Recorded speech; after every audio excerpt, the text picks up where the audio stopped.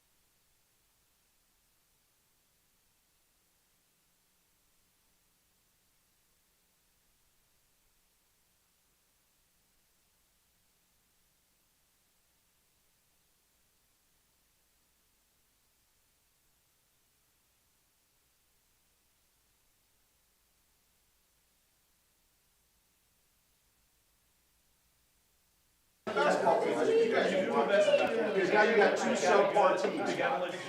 You have two subpar teams. I can't make it up, bro. Right?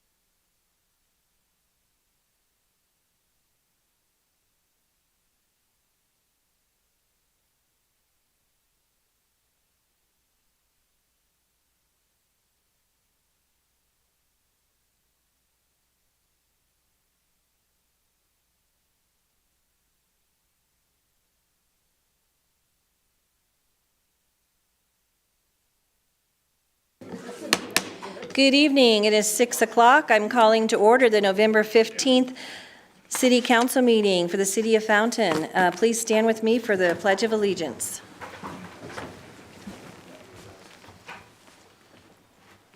I pledge allegiance to the flag of the United States of America and to the republic for which it stands, one nation, under God, indivisible, with liberty and justice for all.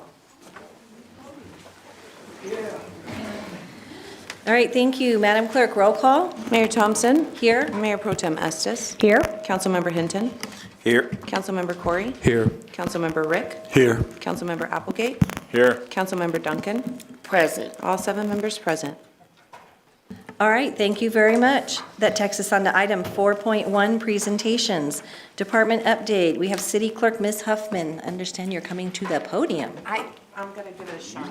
I'm going to give it a shot here. All right, you're gonna, Take notes while I'm over here. Do I need to turn the timer on? yeah. Todd got that one. All right, thank you, Mayor and City Council. You see my boots through there? I appreciate your guys' time tonight. I just wanted to give you a quick overview of the city clerk's office and some of the things that we're responsible for and the things that we do. But I do want to start and let you know that this is a city clerk's interpretation. The author is unknown, and I've actually owned this document since I started working here for the city 23 years ago. And I want to read it to you and let me know what you guys think. The municipal structure, the mayor, leaps tall buildings in a single bound, is more powerful than a locomotive, is faster than a speeding bullet, walks on water, and gives policy to God. Mayor Pro Tem leaps short buildings in a single bound, is more powerful than a switch engine, is just as fast as a speeding bullet, walks on water if the sea is calm, talks with God. A council person leaps short buildings with a running jump and favorable winds, is almost as powerful as a switch engine, is faster than a BB, walks on water in an indoor swimming pool, talks with God if special request is approved. City manager barely clears a Quonset hut, loses tug of war with a locomotive, can fire a speeding bullet, swims well, is occasionally addressed by God. Police chief and/or city attorney makes high marks on the wall when trying to leap small buildings, is run over by a locomotive, can sometimes handle a gun without inflicting self-injury, knows God. The city clerk lifts buildings and walks under them, kicks locomotives off the track, catches speeding bullets in teeth and eats them, freezes water with a single glance, is God. So I just wanted to share that with you. That was many years ago. Like I said, the author's unknown, but as you can tell, I'm pretty sure a city clerk wrote that. Just wanted to go over with you each real quickly. So the city clerk's office, and this is kind of an overview, each of us is responsible for one gear in the process of having a successful community, from the citizens to our volunteers and the individuals that make up each of our departments. And of course, our elected officials. The municipal clerk is just one gear in the middle of municipal government, keeping all the gears turning. Paul? So just a quick overview, our licensing and permits. The city clerk's office has processed 917 business licenses year to date. There is an electronic workflow that has been created by our deputy city clerk, Joni Carneal. She took a lot of time in our Laserfish to get that going, and it's for the review process for multiple departments, meaning it does have to go through city clerk's office, code enforcement, and planning department before final approval for the majority of our licenses. But as it stands right now, 33% of our current business licenses are actually located within our city limits, and the 67 are outside of our city limits. So those are a lot of contractors, roofers, plumbers, things like that, companies that have to come in and do work in our city. Paul? But as you know, we are more than just business licenses. So we're responsible for the collection of use tax on miscellaneous use projects such as roofing, decks, and all the miscellaneous things that require building permits. We have our food truck permits, and we do on-site visits to verify the location and make sure that there is access and there's no problems with traffic and parking. We process tobacco licenses, of course liquor licenses. We still do animal licenses and tags through the Humane Society. We process special events permits. We do the preparing and swearing for all new police and firefighters. Of course, council packets that you get every other week, and elections. That's the big one. Paul. Another huge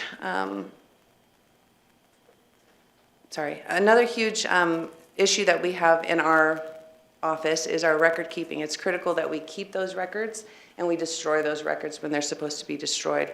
So we do have a document management system through Laserfish, and we do have agreements, ordinances, and resolutions that are currently being scanned and put into our document management. Each of those items has to have metadata attached, so it's really time consuming to go through each of those documents, enter in the metadata so that way it's searchable by not only us in-house but also to the community.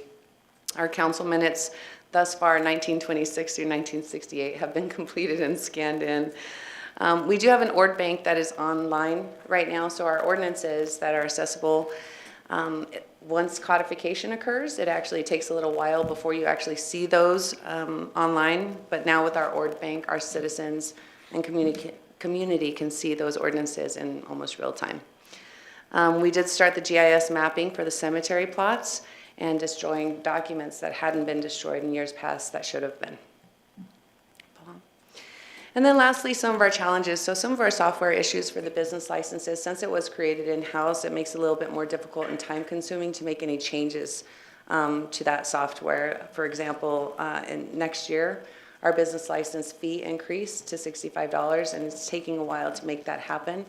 In addition to that, to do renewals every year for our current license holders has proven to be difficult. Cemetery tracking, some of our historic records, unfortunately, we have really, really old records that just say unknown. And so it's kind of difficult to figure out where they're buried. So that's where GIS mapping comes in. And as you know, probably back when this municipal structure document was created, a lot of people just kind of went out and buried their family members on their own. So we have some grave sites that we're not aware of. And then of course, CORA requests, just the sheer number of CORA requests that we get. They come in asking anything from pay to zoning compliance to you name it. And so we probably get approximately 30 CORA requests in a month. And there is a time restriction on there that there's 3 days that we need to turn around and get that back to the requester. So that's pretty much what we have for the clerk's office, pending any questions. So since you're going to now be a YouTube star, can you talk just a little bit more in general about CORA requests, why people request them, what CORA means, and different fees and things that are charged for them? CORA, it means Colorado Open Records Act, and that means that all of our records here within the city, I shouldn't say all, there are some that are not, that are open and available to the public. Anybody can request those records. It is for transparency. That's why the act came into play. The first hour of research for any CORA request is free of charge. Anything after an hour is an hourly fee of $33. And typically now the cost for copying is irrelevant because we're able to email documents to those that request them. But there is a form that we have online that is a requirement in order to obtain those records. So that needs to be filled out and sent in before that process can get started. And the more information people can give you on that form, the easier it is for you to fulfill what they really want in the request, right? Absolutely. The more detail, the better. So even if they give us the reason why they're looking for those documents, then we can kind of filter through and decide what it is that they're actually needing. Right. Okay. Thank you. Any questions from anyone else? Thank you. Thank you. Good job. Thank you. All right, that takes us to Mr. Evans and the Youth Council on the Adopt a Roadway Park presentation. Mayor, Council, good evening. It's my pleasure to kind of give you the background, and I'll go into some more details about an Adopt a Roadway, Park, Trail, Open Space, etc. program for the city. But anytime you roll out a program, it's great to have your first group that's already volunteered. So Could you introduce the two young men that are? just about to do that. Okay. So we've got two gentlemen here from the Fountain Youth Council. We've got Victor Rodriguez and Maxwell Lamb that's going to kind of give you their background and a little bit of an opening on the program. Go ahead, gentlemen. Hi, I'm Victor Rodriguez Moss, and I'm Maxwell Lamb. we are part of the Fountain Youth Council. The council was established in 2020 to connect and engage and empower Fountain and diversify the youth through government. I feel like it's very important for the youth to have a general standpoint in the government because a lot of adults don't understand the problems that youth have. So for me, I just feel like this is very important. So this youth council provides a great opportunity for the Fountain Youth to help serve in the community and help us engage and make sure that we can assist the community to provide opportunities and ensure that we have a role in government. And we're excited to have the first Adopt a Road project. We will do 100% of the litter removal, and we encourage other youth in the community to join us. We will be meeting this Sunday at 2 p.m. in City Hall, and we encourage those to bring a friend. And we just hope that with this program, we can inspire others to clean up the city, because we feel that it's not the city's job to clean the city. It's the citizens to see that there's trash in the road, there's litter around, that things need to be done. And us as youth, we notice that too, walking down the roads, going to the parks, just generally exploring as youth do. We notice it a lot. So I just think that this will be very good for not only us and just our city, but maybe we can inspire other cities to do something as well. Thank you for your time. Thank Any you very questions? much for coming in. You guys did a great job. Really, Appreciate really it. good. Thank you. You You survived. All right. Great job. I can't follow that up any better when you say somebody that they want to clean up things around their home, so that's fantastic. But as you all can see, Councilmember Duncan approached us and wanted to discuss an idea that came from the Youth Council, and it's something that's been thrown around. So we really appreciate them kind of being the first group that helps us get something jump-started like this. So Rosa, as everybody know, carries the city on her back, and she drafted a program that you've got in front of you. She went out and did some research and looked at other Adopt a Roadway programs, Adopt a Park programs, and gathered kind of the best of that information. We got with Lucia, our safety and risk manager. She got with CIRSA to make sure that we ran it by our insurer. So they have had input onto the program that you've got in front of you. So that we've reviewed it and we've gone through it, but basically the concept of adopt any type of a location. And we've already had some community meetings with some parks. Actually, Gordy McCormick had his first adopt a cleanup last Thursday, I believe it was, over at the Cheyenne Ridge Park, which is not a city park, but it is a neighborhood park. And he had, I think, 8 or 9, Scott, folks come out. Then he also took the Parks Department out there, so they joined together and cleaned up the Cheyenne Ridge Park area. So that's how we love to see it work. So this is something where we're actually going to formalize those type of groups. Our youth council, as these gentlemen mentioned, will be the first. They're interested in adopting Jimmy Camp near the high school, as well as Alabama over by the middle school, correct? So we can't tell you how much we appreciate that. So we've got some processes and things that we've got in front of you. We'll find an organizer from every group. We'll register them. Kim Spangler with our Parks Department will coordinate with them. She'll make sure that she's able to get them some safety equipment. As we work through CIRSA, we will also then return after they pick up litter, and we will make sure that we collect those bags on the next business day, and hopefully recognize them in front of council and anywhere else we can in the public, so that hopefully we get some more groups that'll come out, and we'd love to see every roadway in the city adopted. So with the help of these two gentlemen, we'd like to just open it up for any questions that we could take from you. So on your Christmas list, you need to put that you want one of those picker-upper things. They have them at Lowe's, so you can buy local.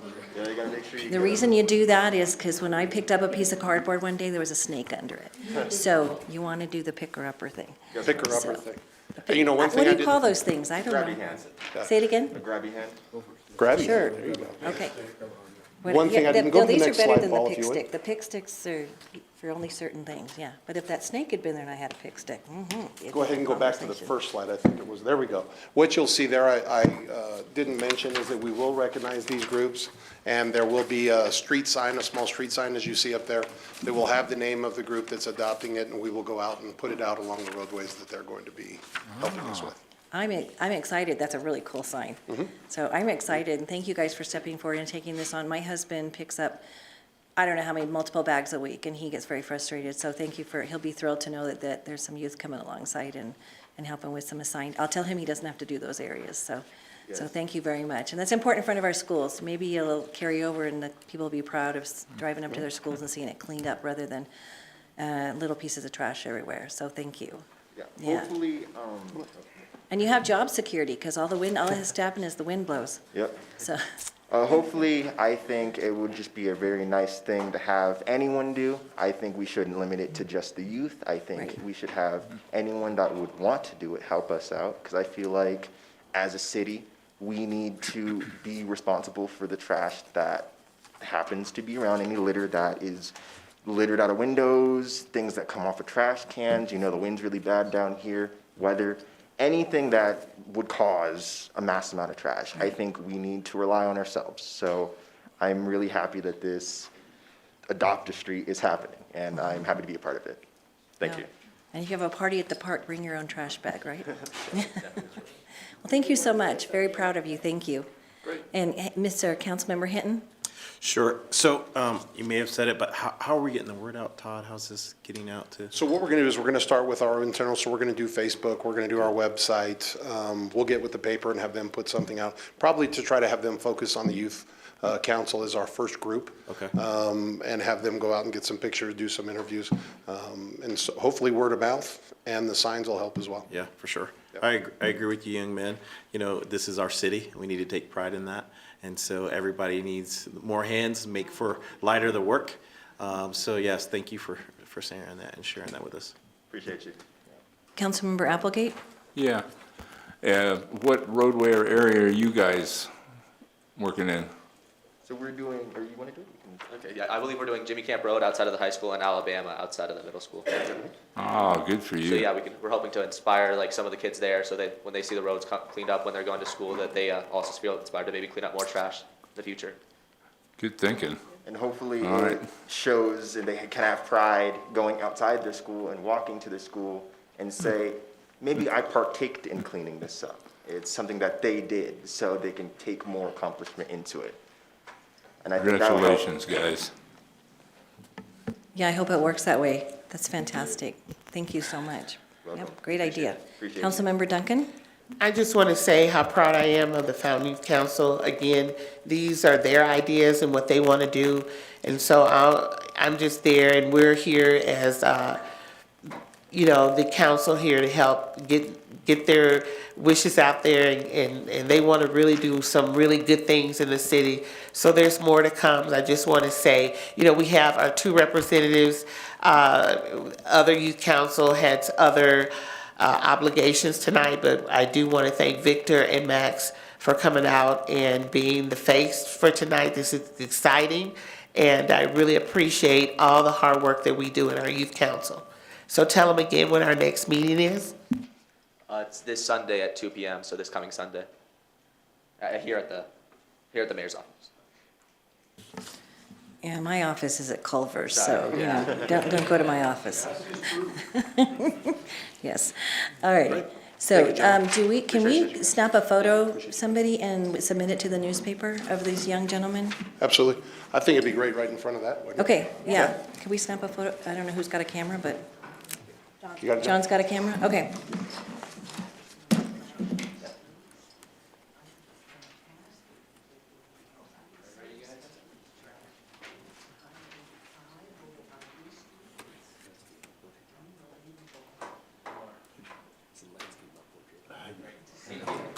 All right. Thank you again. Appreciate you coming in. Thank you. All right, and it looks like a really, really well thought out program. Thank you so much. Look forward to looking through it a little bit more. All righty, that takes us on to item 4.2, Board Commissions Committee. There are none. City Council Agenda Requests. City Council shall use this time to request any items for future consideration. And I'm going to start on my left tonight. Councilmember Rick? Yes, Madam Mayor, I'd like to request an agenda item. I would request that the city staff put together a list of all the city-sponsored events that we have, such as Trunk or Treat, and city-supported events, such as Thunder in the Valley.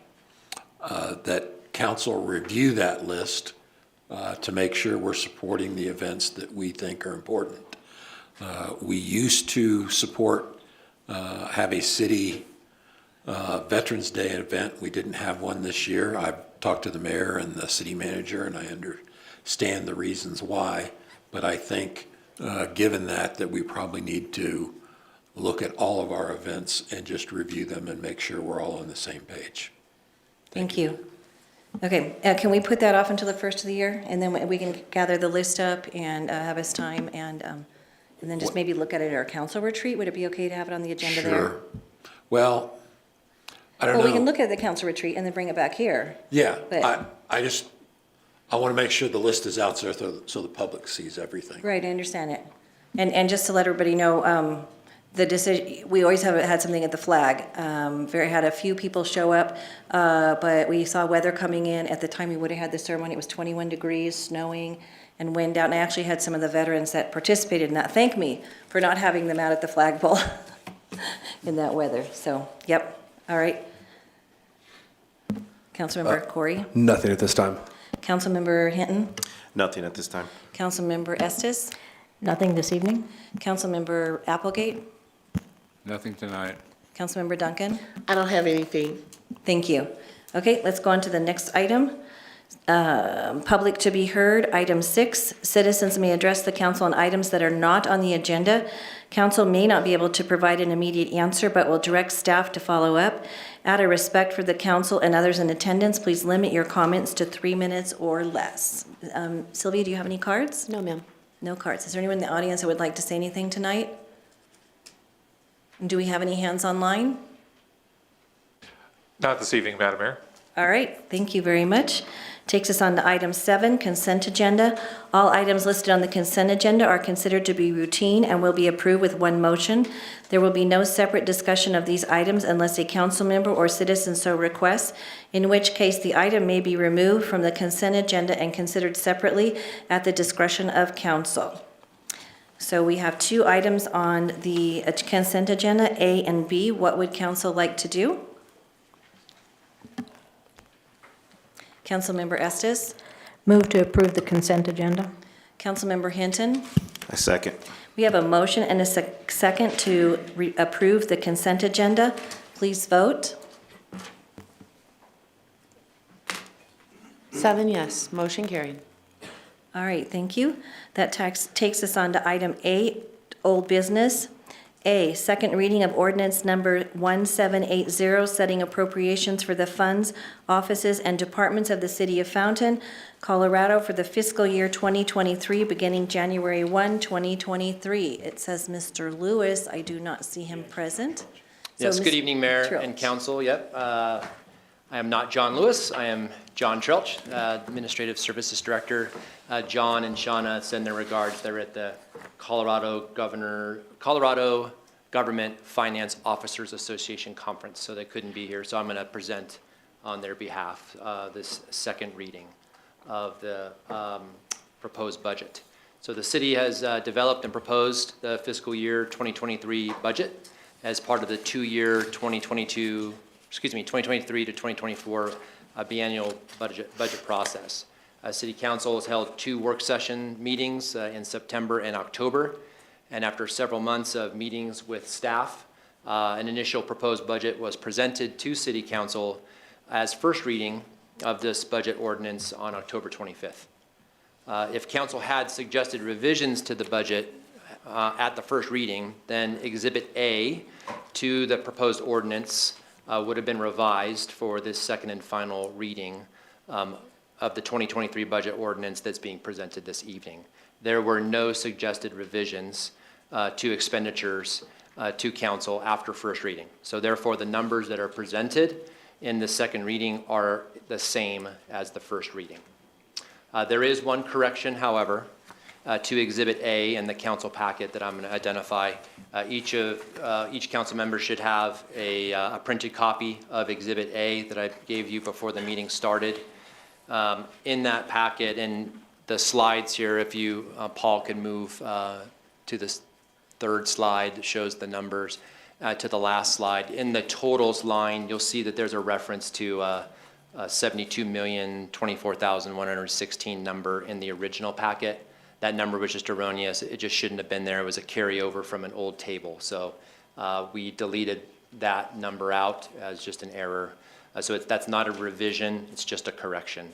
And so the new exhibit you have before you reflects what is actual, which reflects that there are no changes between the first reading and the second reading.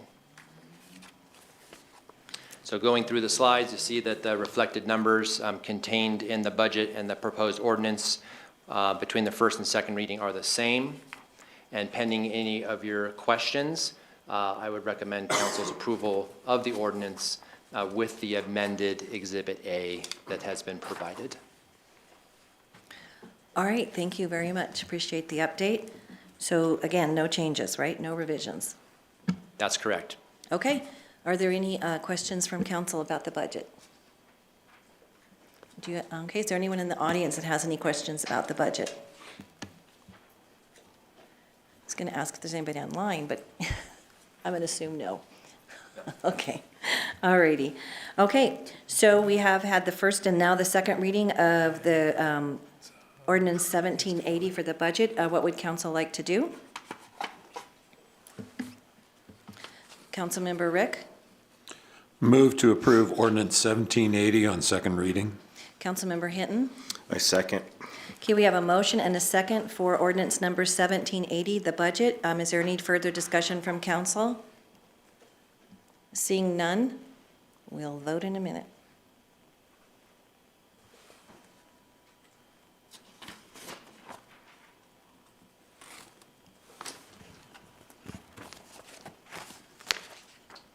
Seven yes, motion carried. Thank you very much. Okay, that takes us on to item 9, new business. 9A, consideration of items removed from the consent agenda. No items were removed. Hang on just a second, I lost page 2. There we go. That takes us on to item 9B, first reading of ordinance number 1781, a request by Kimley Horn and Associate on behalf of Rivers Ventana LLC for approval of an overall development plan amendment, amendment number 4 for Ventana for property generally located east of Old Pueblo Road and north of RMB Court, Fountain, Colorado, hereinafter more specifically described in Exhibit A and Exhibit B. Ms. Martinez. Good evening, Christy Martinez with the City of Fountain Planning Department. As the mayor mentioned, this item is to consider an amendment to the Ventana Overall Development Plan. This would be amendment number 4.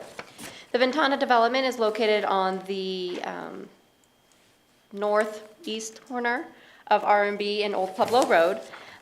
It's kind of bisected into two developments known collectively as Ventana, but there's Ventana North, which started in about approximately 2015, and Ventana South, which is the southern boundary of the development that they're currently working on. Next slide. The previous amendment, Amendment 3, was presented to council in April of 2021. During that time, they were making some significant changes to the amount of commercial. They were looking at changing the lots and the densities to go to a much smaller product. There was one area within that amendment number 3 which called out patio homes, which was approximately 66 patio homes on 10.5-acre lots. The developer has come forth and said, based on some of the market trends that they're seeing and the marketability of their own products, that rather than doing true patio homes on all of the 66 lots, they wanted to convert that land use from patio homes to duplex lots to offer a variety of paired units of both single-story and two-story units. They also made a very minor change to the minimum lot size. It was previously approved at 3,471 square feet, and they're looking to increase it 4 square feet to 3,475 square feet. They are proposing that each of these paired units would be constructed on approximately 3,500 square foot lots, so it's just slightly above the minimum lot size. Next slide. So these are some samples of the housing products that Challenger Homes has constructed elsewhere within the region. They are both a single story with all of the living quarters on the single story, and then the paired unit with a 2-story where you have the main living room and then bedrooms on the upper level. Next slide. The amendment proposed doesn't increase any of the density. They really just wanted to make sure that the council was supportive of that change in the land use from patio homes to these duplex units, so that if any point in the future there wasn't any confusion or questions in terms of what was approved or not approved.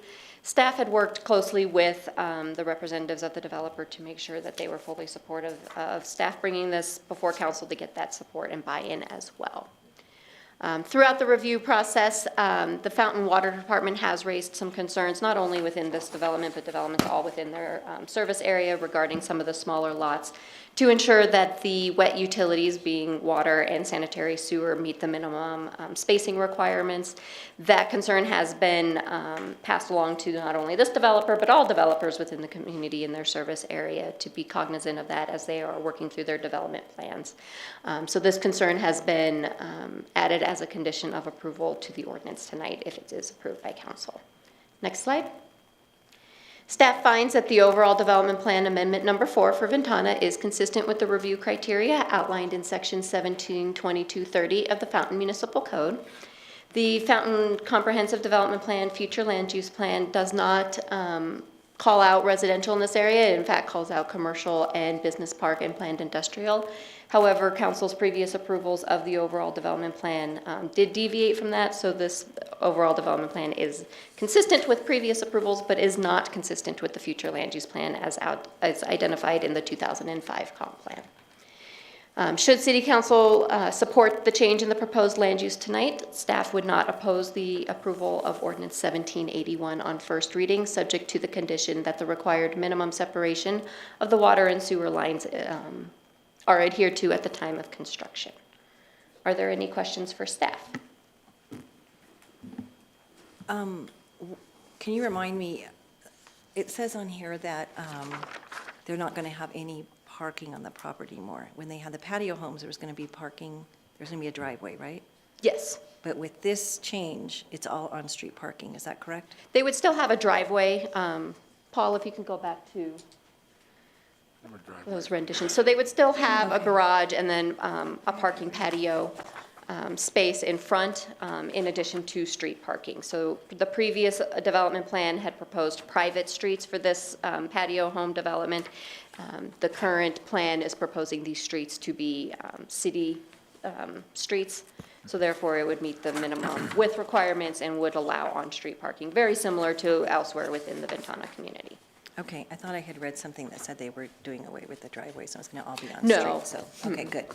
Okay, that was a concern. Understood. Yeah. And these are are these narrower streets or the same width as? They would be the same width as a residential street elsewhere within the community. And it would adhere to the adopted street standards. Does a duplex use any additional water as opposed to a regular sized home the patio homes? I believe they still all have the minimum 3/4 inch. No, use of water. But, correct, they have the same size water tap in terms of the amount of usage. It's really going to be based on the number of bathrooms and other facilities and the amount of water that would be consumed. I'd have to defer to the utilities department to see if they see a difference in usage from a duplex or patio home to a single-family detached. Okay, and they're not here tonight? No. Okay. Council member, I believe Applegate came on first. Yeah, is this the same number of units that were with the patio homes? It is. It has not changed. And how's the valuation? Is this more expensive than the patio homes, or about the same, or less, or? I don't know the valuation of the price point of those homes. I would have to defer to the applicant on what they are selling Yeah, those it looks like elsewhere it might in be the a little region. more. Okay, that's all. Councilmember Rick? I believe when this was first approved, there was going to be like a homeowners association that was going to maintain the area. Now they're not going to maintain the roads. Are they still going to have the homeowners association? This area is still within the boundaries of the Ventana Metro District, so all of these new units would be within those district boundaries and pay those mill levies, but I don't believe they're planning a separate homeowners association or a separate metro district for this specific development. Thank you. Councilmember Estes? There's so many different kinds of houses out there, and just for the public, what is the difference between a patio home and these duplexes? So they are still both paired units where they share a party wall, a common wall. Patio homes typically are single level. Sometimes they have a basement, sometimes they don't. It's all, the living space is typically all on one level. There are some occasions where they do have a lower level and a basement, similar to a ranch style home. Duplexes can either be a single story as shown in the renditions, or they could be 2 stories, similar to a 2-story residence. The only difference is that they have that common party wall, common wall between the 2 units. And the other one wasn't this area kind of geared towards 55 and older? I don't believe that was ever the concept, at least not through the approval process.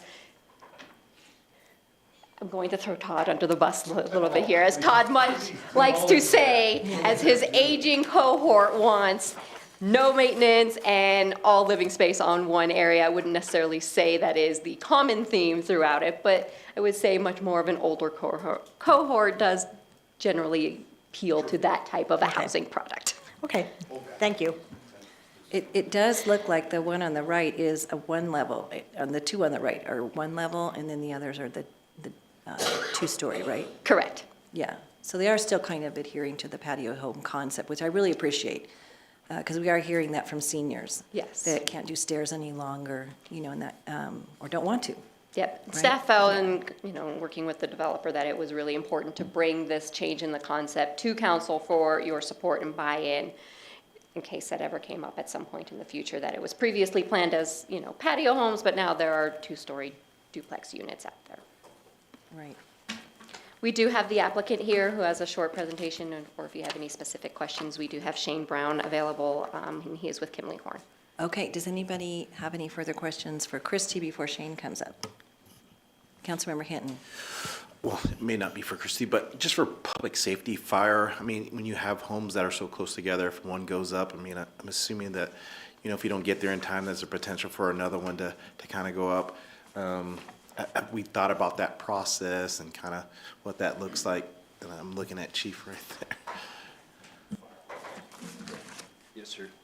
Good evening, Madam Mayor, councilors. To answer your question, in fact, I was over in the Ventana subdivision this afternoon, driving around with with the on-duty battalion chief, and we were looking at some of the developments that are going on there, some of the brand-new houses that are being built, and from a public safety, fire safety perspective, there's certainly some concerns that come with that, but the fire service as a whole has some engineered solutions for that. For what we're seeing here and what's being proposed, no particular concern outside of any other residents that we see in Fountain, generally speaking. Thank you, Chief. Yes, sir. Yep. Thank you very much. Shane, do you have a presentation? Oh. It's okay. I was going to say I didn't see a light. Okay. Please come on down. We don't bite. Good evening, Mayor and Council. Thanks for taking the time to review Ventana here and consider approval of this ODP amendment. So I don't want to be too redundant. I'll try to go through this pretty quick because Christie covered a lot about the project already. Hopefully get some of our night back. So yeah, you can just go to the next slide. So just again, to reiterate the neighborhood context where Ventana is located relative to the rest of the city. So the area that we're talking about is in the southern portion of the site. Next slide. So here's the existing approved ODP that was approved in 2021. And the area in blue there is the area that we're talking about. So really it's about 6% of the site. Not a whole lot changing anywhere else, or nothing changing anywhere else. Go ahead and go to the next slide. So just to reiterate what's changing or what's not changing. So if you look at this chart here, on the left is what was approved in 2021 on the right is what we're proposing with this amendment. So you can see same number of units, same acreage and density. We're not asking for any more height. We're actually gained a little bit of open space, and setbacks on the lots are the same. So you see the minimum lot size is going up a little bit. And then like Christy alluded to, we're just gonna switch to public streets. It allows a little bit more on-street parking than the previous section that we were showing. Next slide, please. And then just for a little bit better look at the actual product here. So again, this is a duplex, not a patio home, but it still has a lot of the same benefits as a patio home. These are actually pretty unique in that they're only attached at the garage wall, so the whole house is not sharing a wall. Adds a little bit of extra privacy there for the homeowner. And you can kind of see in the top right corner there that this allows for a private courtyard on each property. So you still gain that private kind of outdoor space that you get with a patio home. And then there's different finishes available. So, you know, depending on what type of, you know, aesthetic that you want with your home, you can go 1-story, 2-story, a more modern look, a more traditional look. This is really about bringing a different option to the market, a more attainable option than what was previously proposed, just responding to the change in the market forecast. Then next slide, I think, is just questions. So any additional questions that you guys have? We also have Tim McConnell here with Drexel Burrell, the engineer for the project, and Aaron Ganaway with Challenger Homes, if you have any questions for the developer. I appreciate you reacting to the market because there have been huge conversations about more attainable housing within, you know, Colorado in general, but, you know, especially in a lot of the communities. So I appreciate you guys looking at that. I think there's a lot of people that a townhome or a condo fits their lifestyle, but it also fits their budget. Yeah, absolutely. So thank you very much for that. I appreciate it. Councilmember Rick? Can you go back to slide number 2, please? I'm sorry. Go forward one. And one more. Okay, this is the slide I need. So as I'm looking down at the bottom of your chart at the 2 different diagrams. Sure. On the very left side of the existing area, there's some open space. If my memory serves me correctly, that open space was supposed to be used by the homeowners association to give them more area to support more activities for their clubhouse. It appears that that open space is now gone. Have you spoken with the homeowners association? Are they okay with losing that open space? So I believe you're talking about the Metro District Yes. and the clubhouse expansion. Yeah, so that's actually. Sorry, we're going to have you on microphone. Oh, sorry. Oh, yeah, so if you want to just go back a slide. Yeah, so if you see just south of the blue area where it says pool, that additional open space is just to the east, or just to the south, or so plan right of that pool, where that says pool. Yeah, thanks, Jim. Yeah, so we're still proposing that clubhouse expansion. Okay. That's still part of the approved ODP, so. Okay, thank you very much. Yeah. That's all I had, Madam Mayor.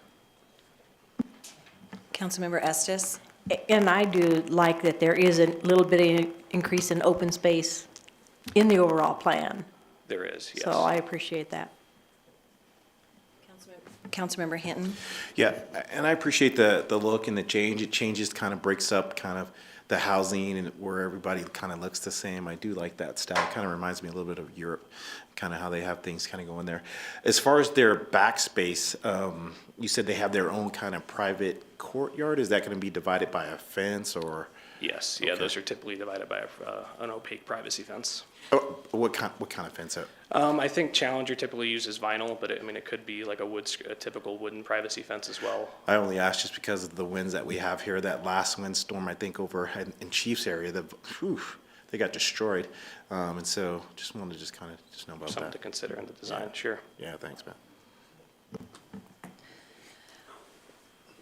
Just a real in general thing, xeriscaping, all that kind of stuff is just getting so popular. I'm hoping as the builders come with designs, they will be incorporating some type of xeriscaping standards on their own, and we can start having some citizens come through your communities and look at what is going on in the newer homes. You know, voluntary is always better than things that are getting mandated, so. Absolutely.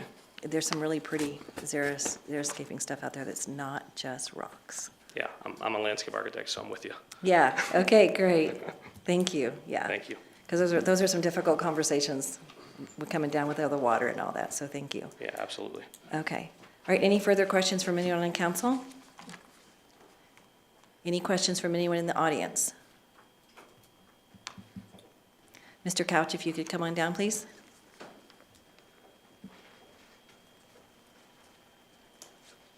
Darrell Couch. What are the ranges of the square footage of these units, boundaries on either end? I think it's about 1,000 square. We need you on microphone, please. I think it's about 1,000 square feet for the smaller ones and 1,400 square feet for the larger ones, somewhere in that Oh, and range. Christie's coming up Oh. with your materials. Okay. Okay, so 1,630 for the larger one and about 1,007 for the smaller one. Can you hear him? Okay. Catch that? All right, 1,630 to 1,000. Yes. Okay, all right. That's a good size house. Yep, 1,630. I don't know Yeah. what I do with 1,000, but, you know. Maybe when I was right out of school, right? 1,000 square feet would have been big. All right, any questions from anybody else in the audience? All right, seeing none, if council has no further questions, what would they like to do with ordinance number 1781? Councilmember Applegate. Motion to approve ordinance 1781 on first reading. Do we need to say subject to conditions on that, Christie? Yes, please. Okay. Mr. Applegate, What, if you could add subject to conditions to your motion, please? did we make any conditions? The conditions that are recommended by the Utilities Department? Okay. Subject to conditions. I didn't know we made any. Councilmember Rick? Second the motion. Okay, we have a motion and a second for ordinance 1781, subject to conditions. Any further discussion from council? Seeing none, please vote. 7 yes, motion carried. All right, congratulations. Thank you. Look forward to seeing those go up. Thank you. All right, it takes us on to item C, first reading of ordinance number 1782, an ordinance amending section 5.12.070, enforcement of chapter 12, business permits of title 5, business tax licenses and regulations of the Fountain Municipal Code to add provisions that allow for the suspension, revocation, and denial of a business license. Ms. Huffman, Thank you, Mayor. would you like to come down front for twice in one meeting? No, I appreciate it, though. Okay, we got you over there once, huh? This is just a quick amendment that we have to our existing ordinance of 1701, which establishes the denial process and the appeal process of a business license. In our current ordinance, the requirement is that there is a hearing that must be held if a business license is denied. We're changing this to give the ability to the applicant if they would like to have a hearing or not if their business license is denied. It does not change the appeal process. The initial appeal does come to my office, to me, to hear, and then if the decision is made to uphold the denial, revocation, or suspension of the license, the applicant still has a secondary option to appeal to City Council. So that part hasn't changed. We did want to make sure that we changed to where they would be able to request a hearing if they wanted to, rather than it be mandated. So just for the sake of education for people, let's kind of go through it, because not everybody owns a business. So they want to open a business in Fountain, they put in a business license, and what happens from there?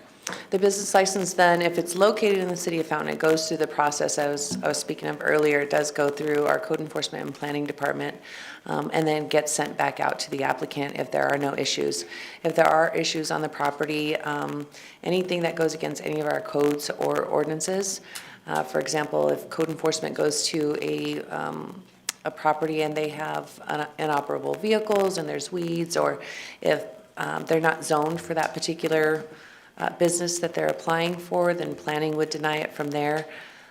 So it does go through those steps first. And then once it is recommended denied, it comes to my office, and then I either deny or suspend or revoke just based on the seriousness of the offenses. If it is decided that, whether it's through code enforcement or planning, that it is denied, then I deny the license, and our current ordinance states that they must have a hearing. So we're just giving the option to the applicant if they would like to have a hearing. But generally, people that are applying for licenses are given a relatively lenient, we really want to work with the people because we really want the businesses to be successful in our city. Exactly. So code enforcement, they still work through their same process as they would for any other code violation that was not tied into a business license. And same with planning. Planning reaches out to the applicant and lets them know if there are any concerns or issues and allows them time to correct those. Okay, great, thank you. Are there any questions from council members? Okay, are there any questions from anyone in the audience? Mr. Couch, come on down. I feel like I'm on Price is Right. Come on down.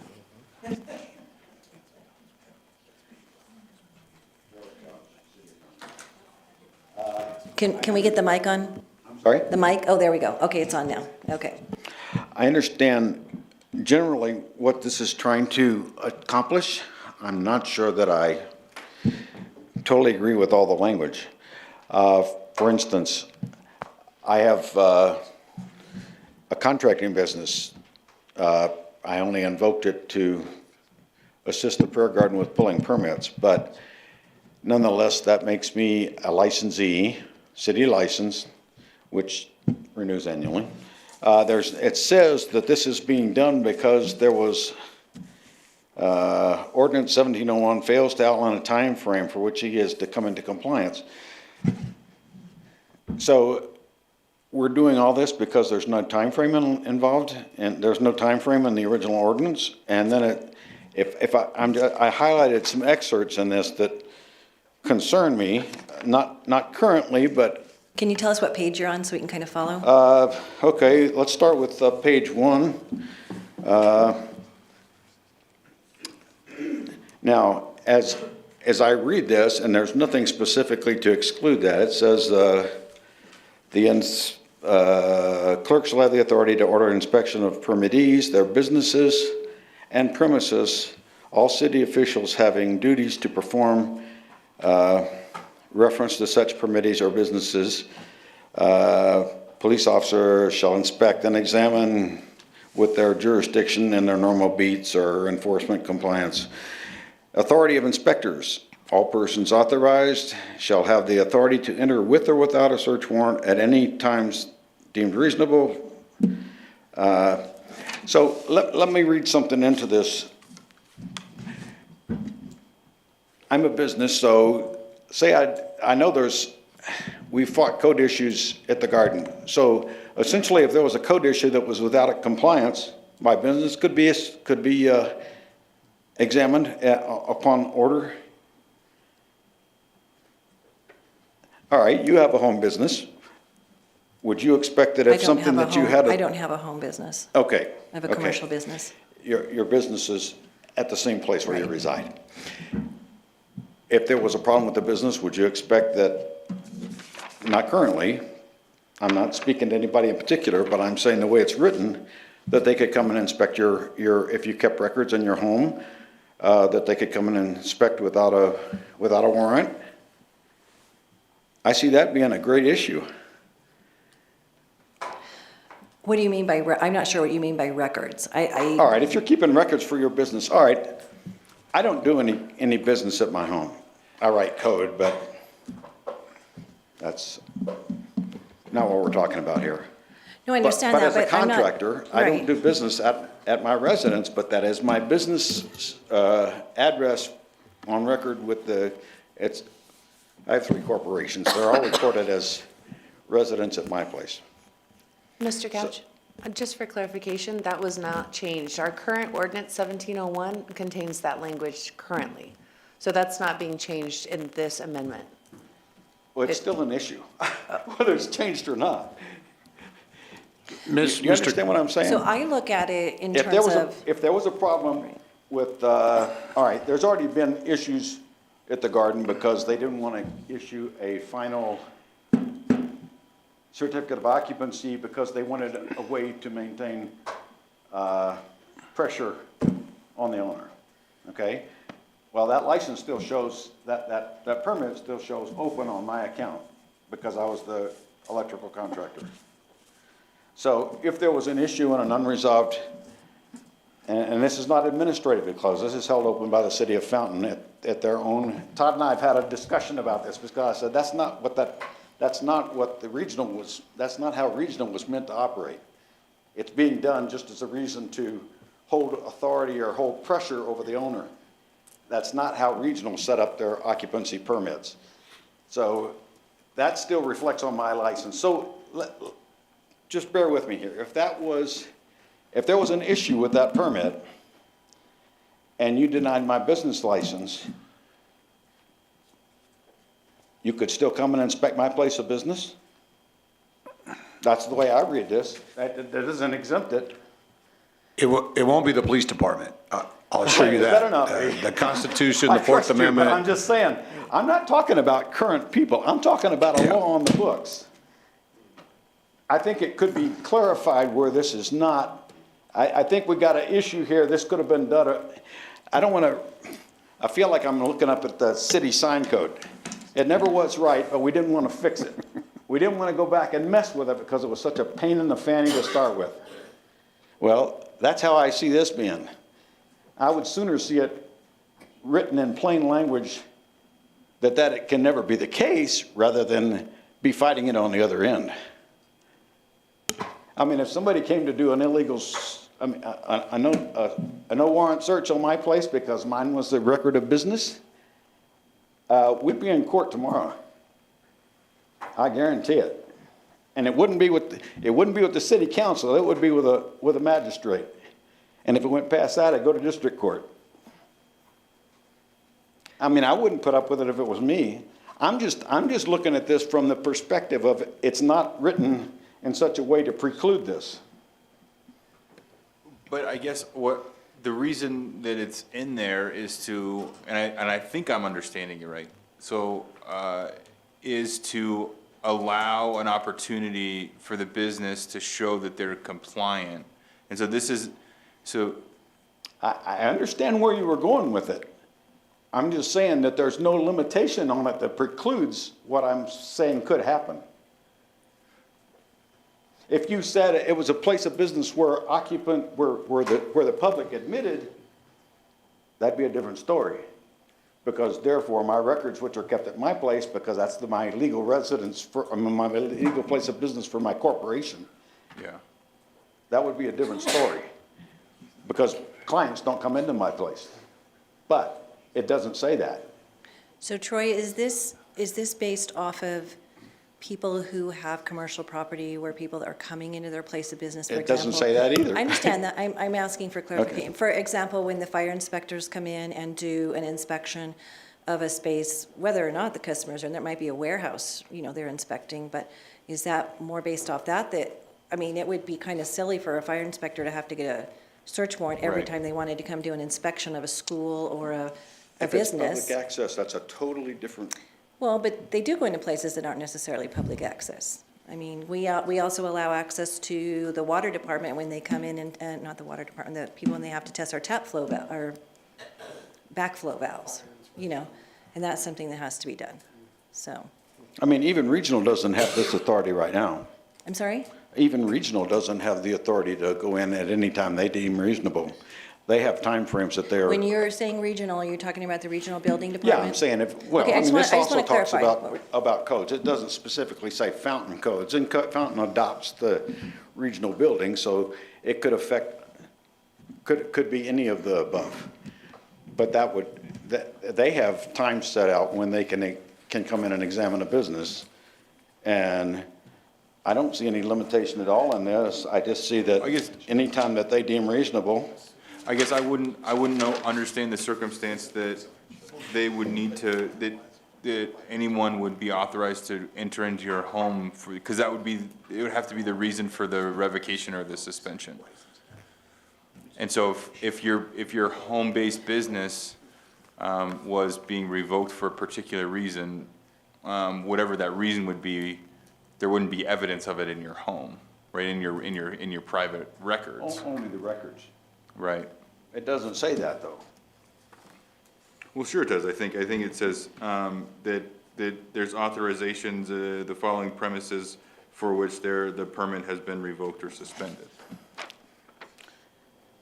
I think that's, Persons inspecting permittees, their businesses, or premises authorized, and they shall report all violations of this or any other laws or ordinances to the city clerk. so I'm looking at A2, C, that the premises would be limited to where the violations are. License issue. Right, so if, I think the example is if you're a business and I hold a there's city license. inoperable vehicles, then we can enter that property to assess whether or not there's still inoperable vehicles. But if you're a home-based business operating outside of your zone district, there wouldn't be a reason to come onto your property to evaluate that. And so we wouldn't be would have- authorized to enter the premises because there would be no violation that we'd be inspecting. Okay, I would If have I- to if I agree. understand I your think concern where you're right. going is where I think it should go. I'm not seeing how it's delineated that it precludes what I'm suggesting. I mean, I have a city license. Mm-hmm. My city license is to operate the electrical contracting business. Yeah. I do not do that at my residence. Right. That's where all my records are kept, but I don't do that business Right. there. So it wouldn't be a premise that we would be able to inspect then? Because there'd be no ability Yeah, I or- wouldn't expect you to, but I don't read that that's how it's written. It says business or premises.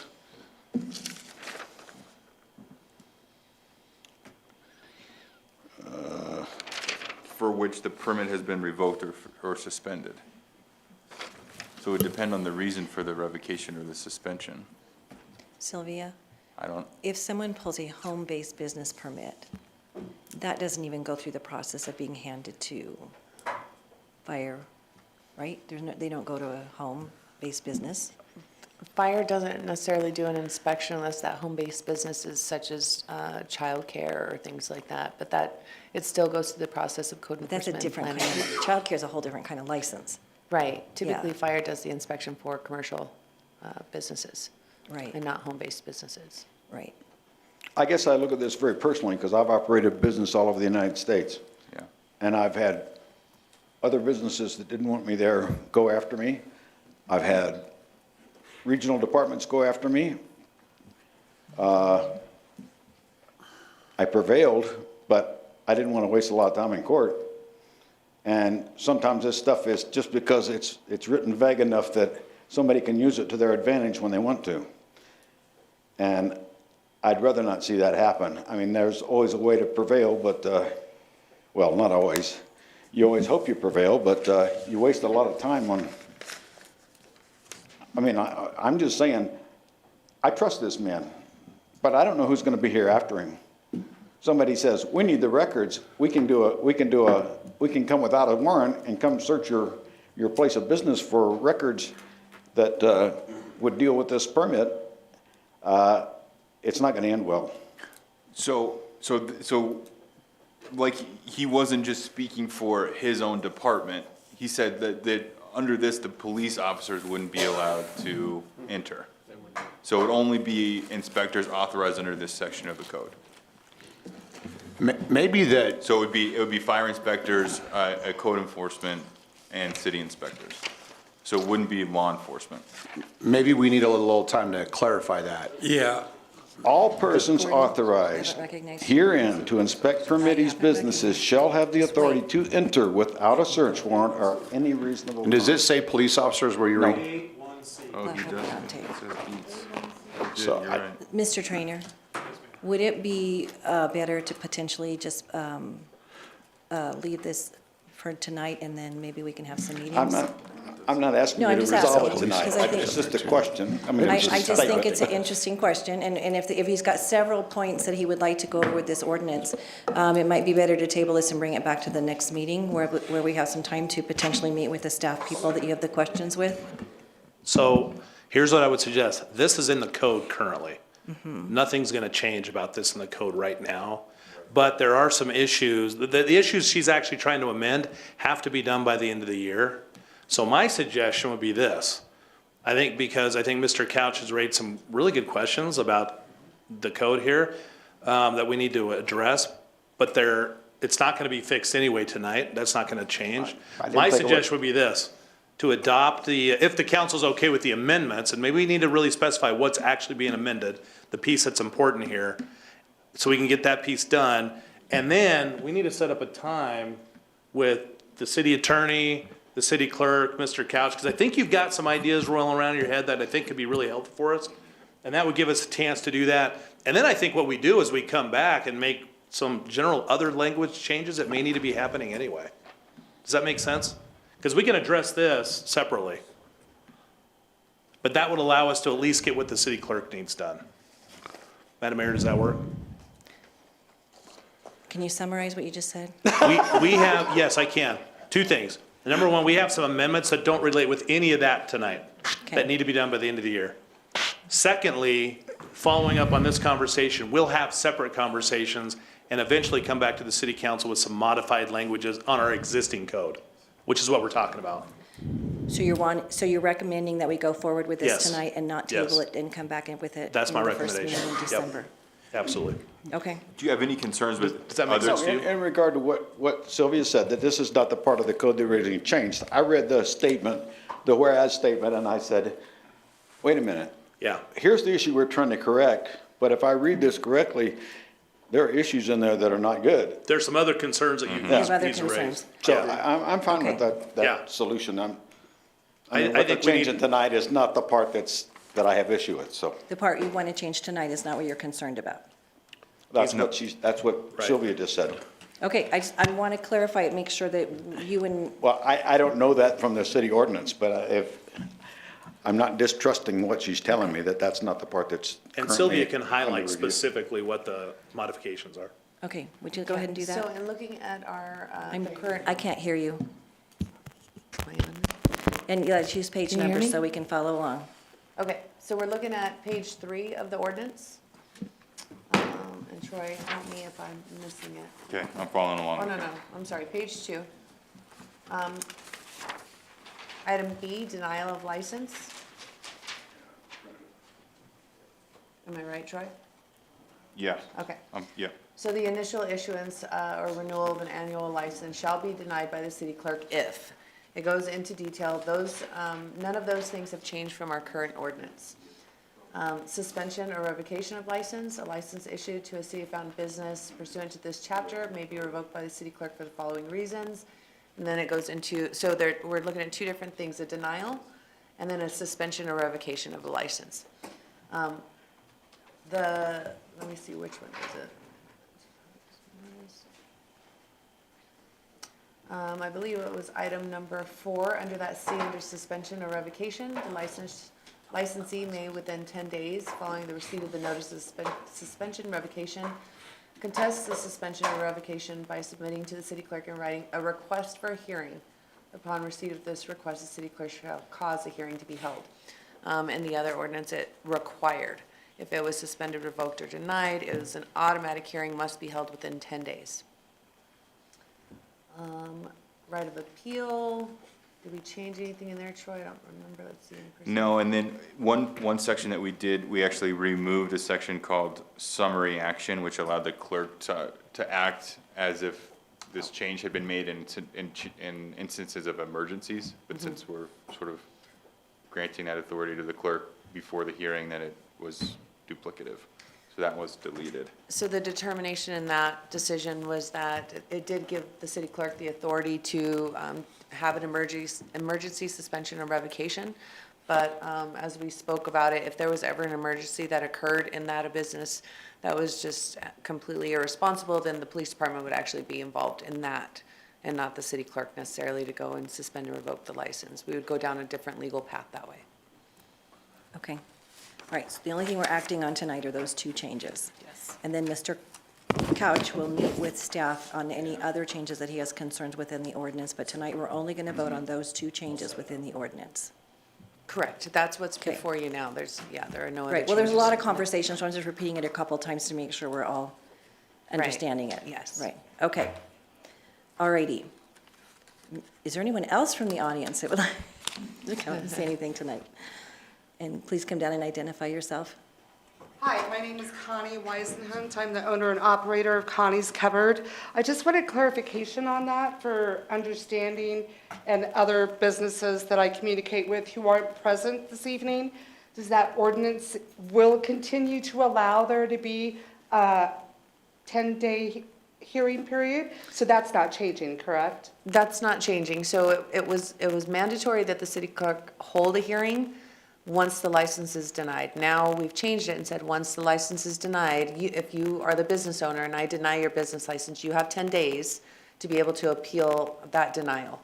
And then we have a hearing after that, after your request for appeal. Okay, thank you. How is a business notified if their license has been denied? Both certified mail and email that we have on file. It's a Okay. requirement in this ordinance.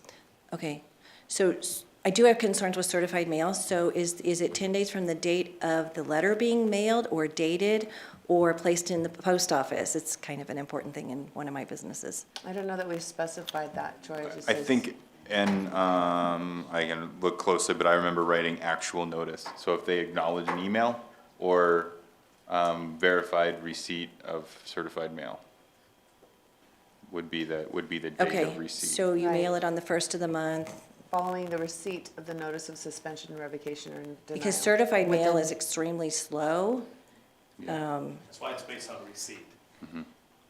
Receipt of, Of the certified mail, so it may end up being much longer than 10 days from when we sent out the mail, which is why we also send an email. I and understand, ask- so, yeah. I Once the understand. applicant receives the letter, the 10 Right. days starts.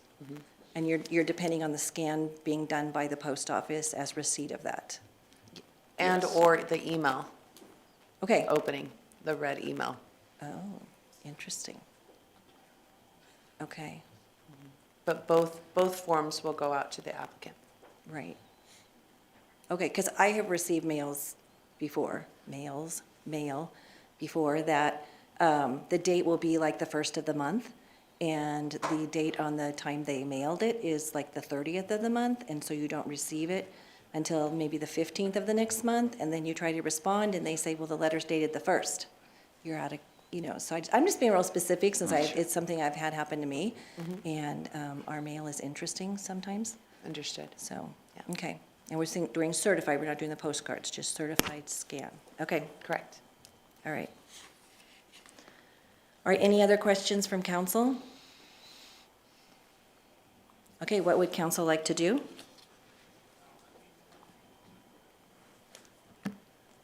Councilmember Estes? I move to approve ordinance number 1782 on first reading with those two changes about the hearings. Councilmember Applegate? Second. Okay, we have a motion and a second for 1782 with the two changes. Is there any further discussion from council? Seeing none, please vote. 7 yes, motion carried.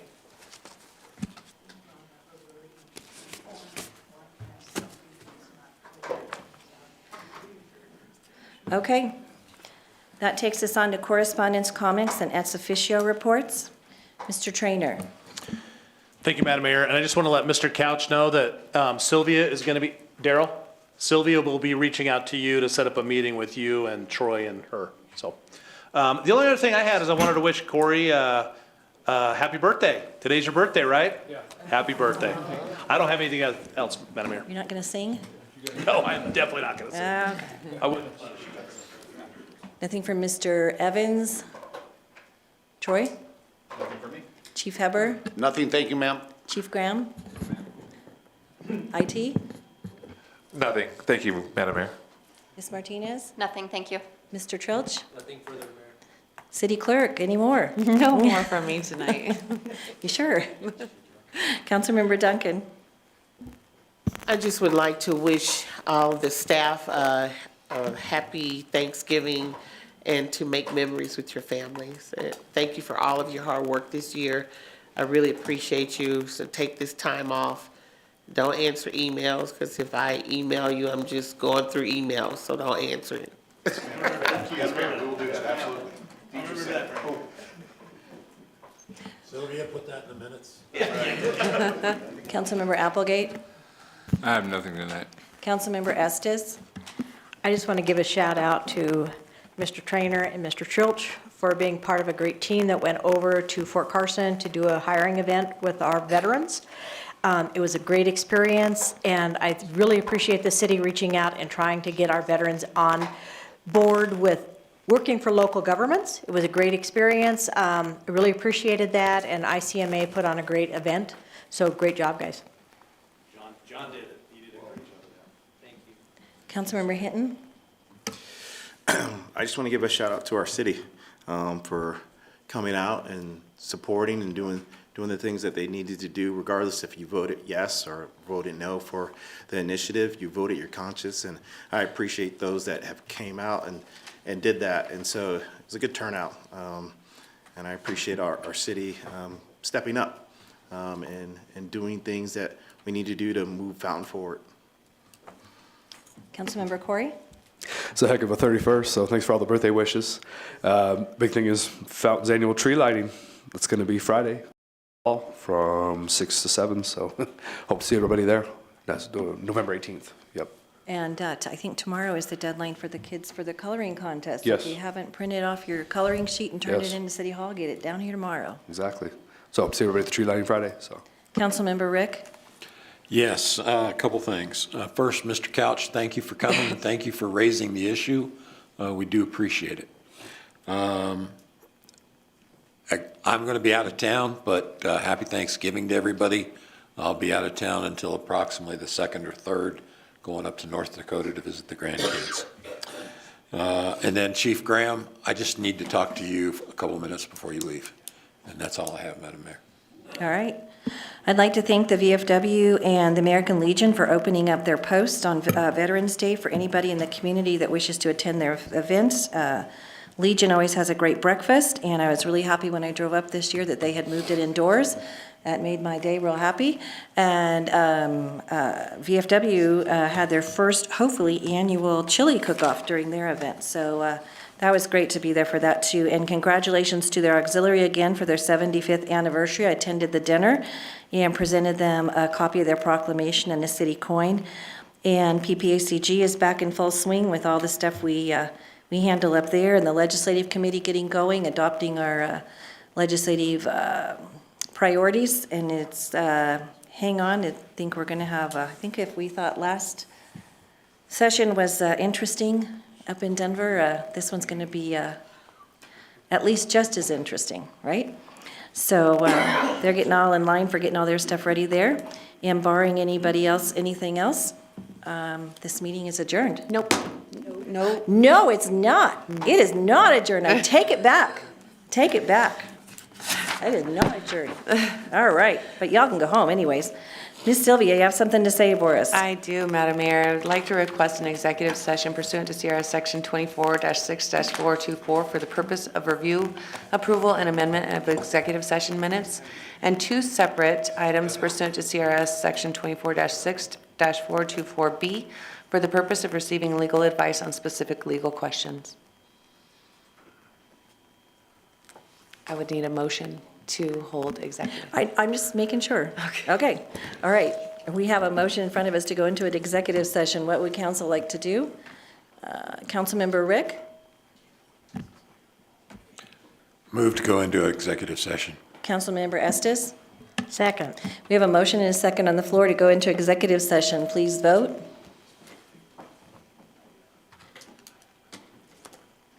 Seven yes, motion carried. Now can I adjourn?